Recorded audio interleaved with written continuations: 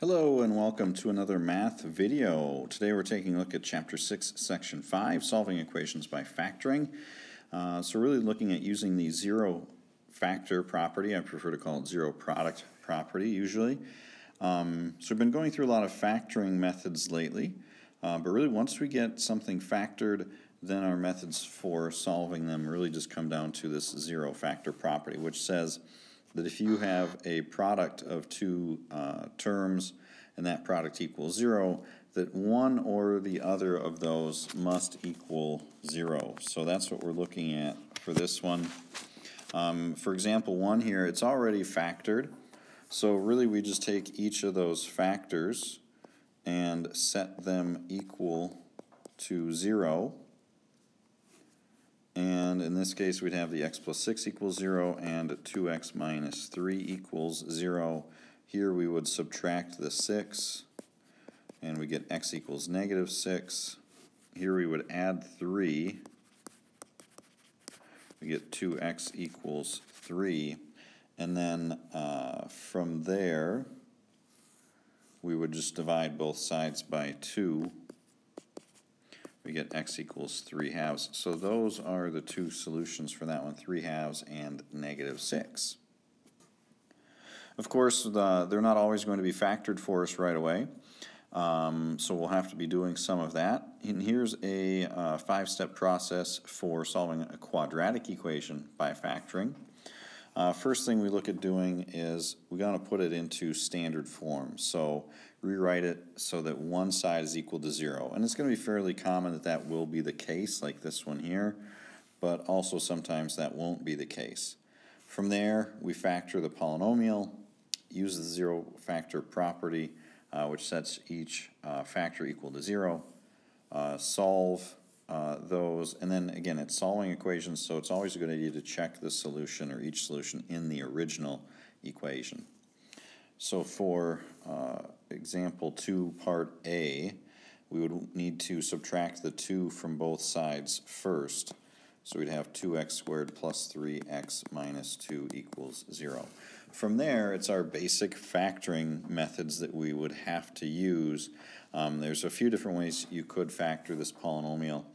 I'm just going to stick with looking at the factors for our x squared term and our constant term. It's a very short list here, and it looks like the 1 would have to be negative. And again, with the consideration of common factors here, there's really only one way this can be put together. It would have to be the 2 times 2 to give you 4, and the 1 times negative 1 to give you negative 1, and that does add up to equal 3. So that is how that would get set up. So the 1 and the 2, this 1 and 2 over here, that is, those are the x's, so it would be 1x and 2x. And then the minus 1 and the minus 2 are the just plain numbers.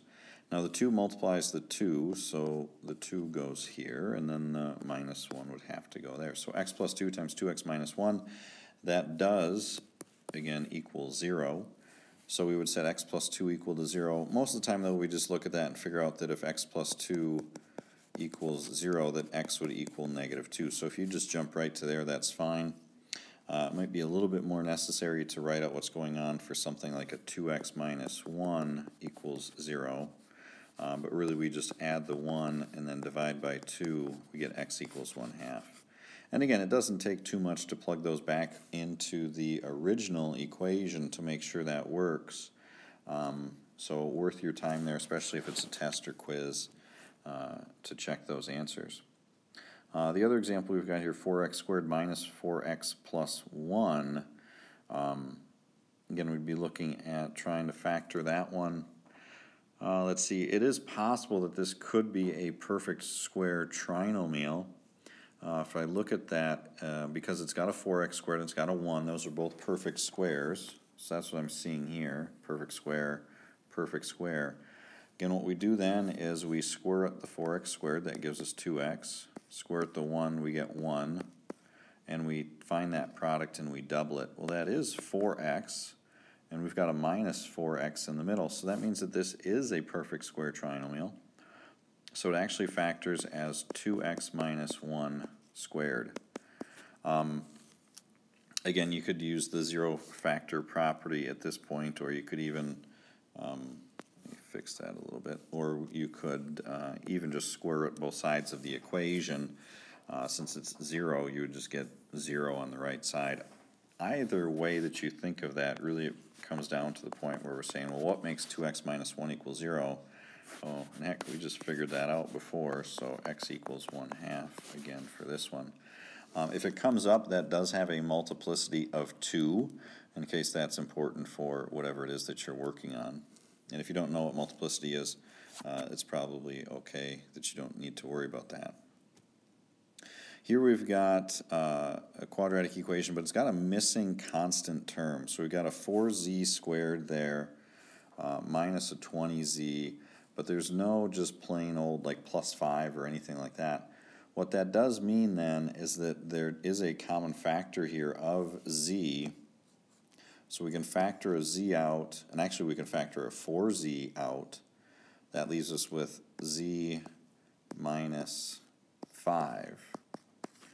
So when we have a missing constant term, at least in this particular setup here, then there's a common factor that we can take out. Now, this sometimes messes with people's heads, but we can set 4z equal to 0, and hopefully the z minus 5 doesn't make you think twice about the fact that that's 5, because that's fairly straightforward.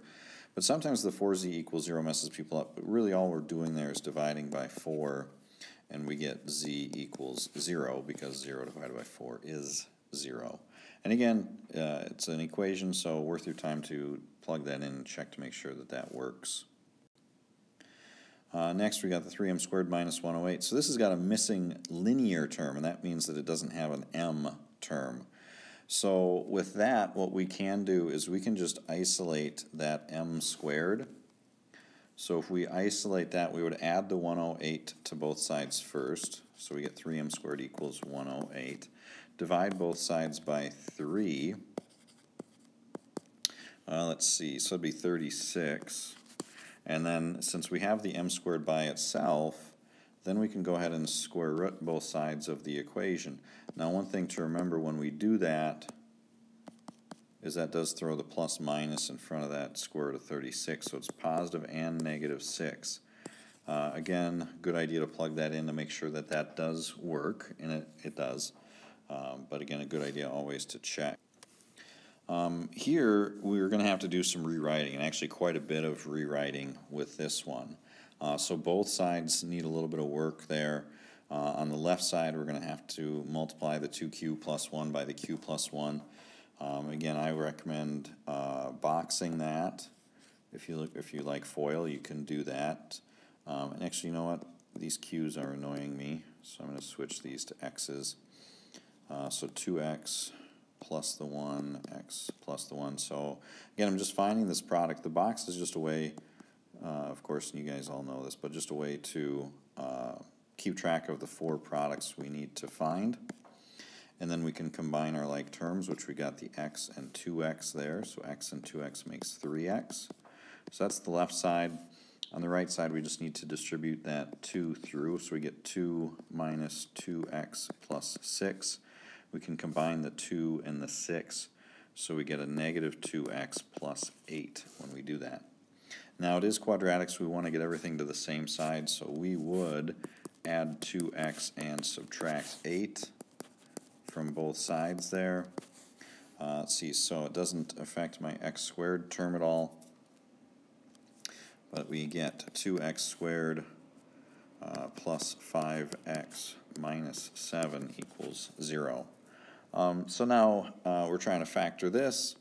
Again, I generally prefer just finding the factors of 2 and the factors of 7 and figuring out how to get those together to give us the positive 5. It looks like it would be a negative 1 here, because if we do the 2 times negative 1, we get negative 2.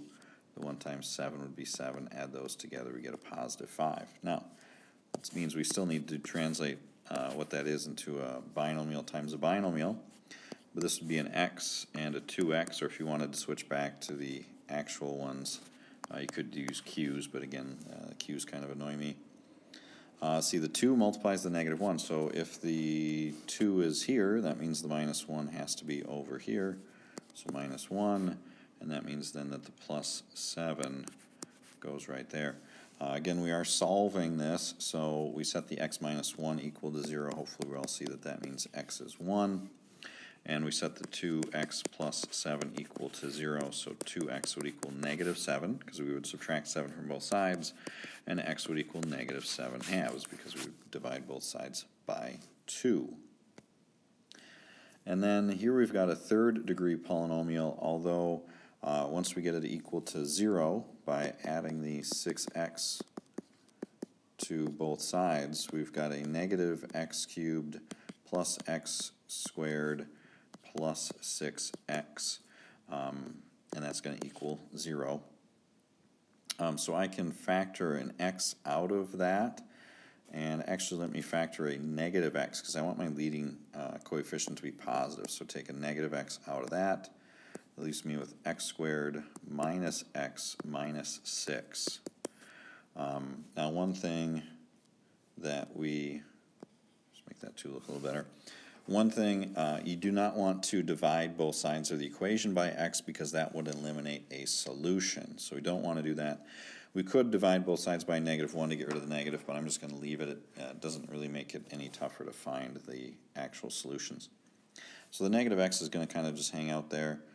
We do need to figure out how to factor this, although it's got to be 1 and 1, and 1 and 6 are 2 and 3, larger of which would be negative, so we're really looking at the 2 and negative 3 there. So negative x on the outside, x and x in here, so it doesn't really matter since they're both the same, which one's plus 2, which one's minus 3. But again, that would give us the x squared minus x minus 6. So we set each factor equal to 0. Again, don't let the negative x mess you up. You just multiply or divide by negative 1. It's still x equals 0. Of course, this would be x is negative 2, and this would give us x equals positive 3. So there we go. Hopefully you found this video helpful, and again, you aren't going to have any trouble, I don't think, solving these equations.